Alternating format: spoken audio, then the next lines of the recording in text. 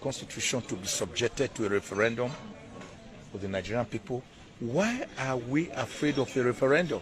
Referendum simply means that the people buy into the document so that it does not just become plastic. It becomes animated. It carries the will of the people. It carries their imprimatur. It becomes legitimate.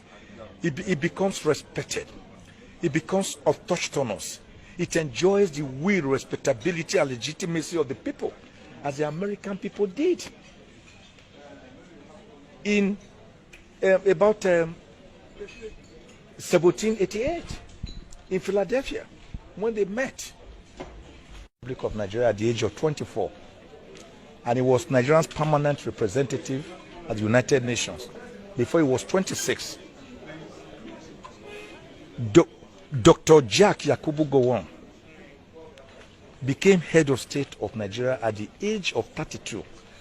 And guess what? He was a bachelor. People like King Alfred Dietespi,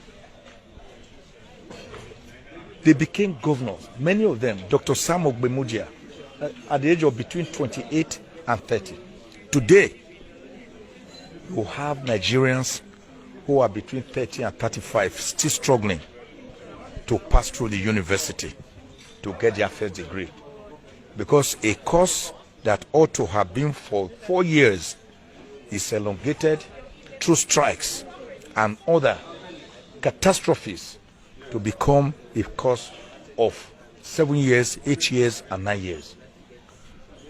Now, the children that ought to be protected are rendered most vulnerable. In Nigeria, they go to school.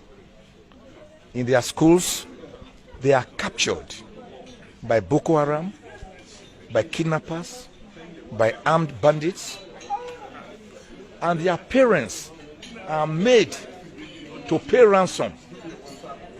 In fact, in the one that happened in Kaduna, that one took on an higher altitude when the kidnappers now demanded from the parents of the kidnapped children to buy and bring for them bags of rice, beans, gari, palm oil, vegetable oil, sugar, salt, Maggi cubes. They even dictated how many of these should be brought, or else they will kill their children. That was to keep the children alive for the purpose of ransom being paid for them. So we have a situation where we are all vulnerable, not just our children. In schools, we are vulnerable.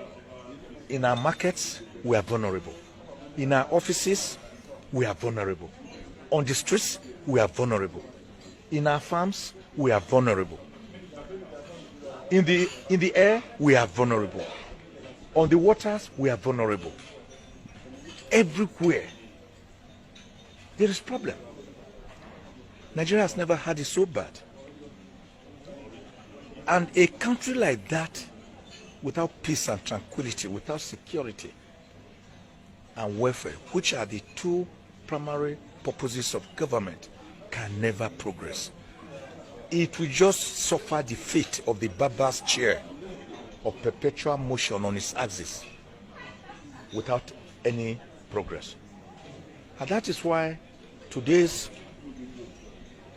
symposium, today's workshop on Nigerian children and insecurity is very apt, very apposite, and very timeless, because it presents us an opportunity to x-ray the clear and present danger of the multifarious problems that currently beset the Nigerian child, who, when he is not able to go to school, is also made a child laborer, selling gala and pure water on our streets, or married out as a girl wife to rich people between the ages of 12 and 16. That is not how to grow or develop a country. Nigeria must begin to go back to brass tacks. We need a new constitution for the people, a constitution to be subjected to a referendum for the Nigerian people. Why are we afraid of a referendum? Referendum simply means that the people buy into the document so that it does not just become plastic, it becomes animated. It carries the will of the people. It carries their imprimatur. It becomes legitimate. It becomes respected. It becomes autochthonous. It enjoys the will, respectability, and legitimacy of the people, as the American people did. In about 1788, in Philadelphia, when they met, people like George Washington, they met there, and they agreed to have constitution after debating it between May and September. And they finally subjected what they arrived at to the people who voted into it. That was how they agreed on a presidential system of government. They agreed on the doctrine of separation of powers between the executive, the legislature, and the judiciary, a doctrine that was in 1748 propounded by the great French philosopher Baron de Montesquieu. It was there they agreed on the doctrine of judicial review, that even after the legislature has made laws, the judiciary can review the laws and strike them down where they feel that they are unconstitutional. The American Constitution is less than 8,000 words.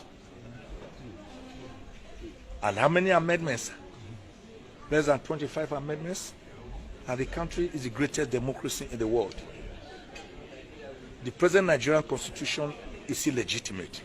Can never take us to El Dorado.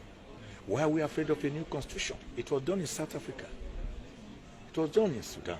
It was done in Eritrea. It was done in Iraq, in Iran. It was done in Malaysia, when Malaysia and Singapore separated. Why are we afraid of a new constitution? Why are we afraid to discuss Nigerian problems? Why are we patching the walls? Each time the walls develop chaos and cracks, we patch them with mortar, with cement, and believe that the problem is over. When you come back the following day, the cracks are bigger. What do? You go to the bottom of the wall. You bring iron rods. You bring mortar. You basket it from the ground. Then you have a structure standing gidigba. When a tree in your compound is growing roots, wide roots that make your walls to crack, what do? Do you just go and cut off the branches? If you do, more branches will grow and the tap roots will get bigger. So what do? You go to the tree and go to the tap root and cut them off. Then the tree will die and then your walls will have respite. That is what we need to do for Nigeria, by having a new constitution of the people to be subjected to the people's referendum and plebiscite, as was done to the then Midwest Regional Constitution on the 10th of August 1963, when they left Western Region. We cannot continue to treat serious ailment like epilepsy with drug meant for mere eczema. It will not work. We cannot pretend like the proverbial ostrich that buries his head in the sand, pretending that his backside is not being seen. We cannot pretend to be like the chichidodo bird that Professor Ayikwe Ama envisaged in his novel, The Beautiful Ones Are Not Yet Born. A bird that hates human excrement with all his soul, but feeds on maggots that wriggle out of decaying human excrement. We cannot continue to pretend that we hate beans, but that our best food is akara and moi moi. We cannot pretend that Hamlet is different from the Prince of Denmark. We cannot pretend to argue that 6 is different from half a dozen. For as long as we do that, for so long, will Nigeria continue to be on a journey to no destination because there's no compass. The civil populace, the civil society has a job to do. We must galvanize and oppose tyranny from all quarters. It was Leonard Hand who once said that the only price we have to pay for our liberty is eternal vigilance. It was ex-American President Thomas Jefferson who said there is tyranny when the people fear